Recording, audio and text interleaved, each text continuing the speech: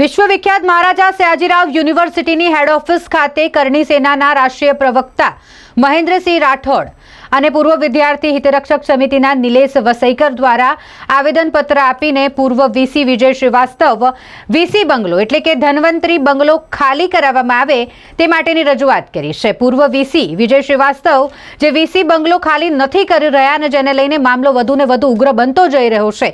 એક બાદ એક રજૂઆતો સામે આવી રહી છે। પૂર્વ વીસી વિજય શ્રીવાસ્તવ દ્વારા હજુ પણ બંગલો ખાલી કરવામાં નથી આવી રહ્યો અને ત્યારે કરણી સેનાના રાષ્ટ્રીય પ્રવક્તા મહેન્દ્ર રાઠોડ અને સાથે જ પૂર્વ વિદ્યાર્થી હિતરક્ષક સમિતિના નિલેશ વસઈકર દ્વારા આ મામલે ઇન્ચાર્જ વાઇસ ચાન્સેલર અને રજિસ્ટ્રારને આવેદનપત્ર આપીને રજૂઆત કરવામાં આવી છે। જો અમુક કલાકોની અંદર પૂર્વ વીસી બંગલો ખાલી નહીં કરે તો તેઓ આંદોલન કરશે તેવી ચીમકી પણ ઉચ્ચારી છે। સાથે જ એમએસ યુનિવર્સિટીનું જે વોટ્સએપ ગ્રુપ છે તેમાંથી પણ પૂર્વ વીસી વિજય શ્રીવાસ્તવને રિમૂવ કરવામાં આવે તેવી પણ માંગ કરી।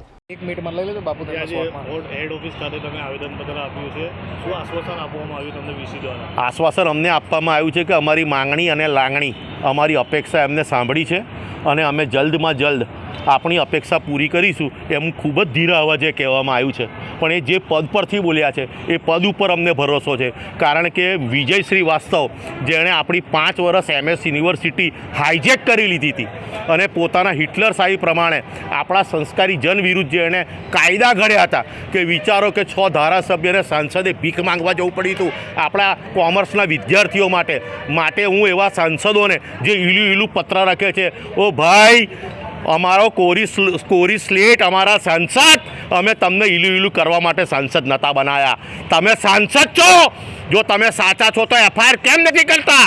એટલે આ બધા અમારા શંકાના ઘેરામાં છે અને અમને 100% વિશ્વાસ છે કે આપણી વડોદરાની એમએસ યુનિવર્સિટી એજ્યુકેશન માફિયાઓ દ્વારા હાઇજેક કરવામાં આવી છે પ્રાઇવેટ કોલેજોના ફાયદા માટે। પણ હવે આ જે પદ ઉપરથી અમને ધીરા અવાજે કહેવામાં આવ્યું છે એના માટે અમે 48 કલાક રાહ જોઈ રહ્યા છીએ। તમે આવેદનપત્ર આપવામાં આવ્યું હતું તમારા દ્વારા? આજે બહુ દુઃખ સાથે કહેવું પડે છે કે જે આ મહારાજા યુનિવર્સિટી છે, વડોદરા શહેરની 26 લાખની આસપાસ સંખ્યા છે, એમાંથી ખાલી આ 6-7 લોકોને જ આજે એમએસ યુનિવર્સિટીની પડી હોય એવું લાગે છે। ખૂબ દુઃખ સાથે કહેવું પડે છે।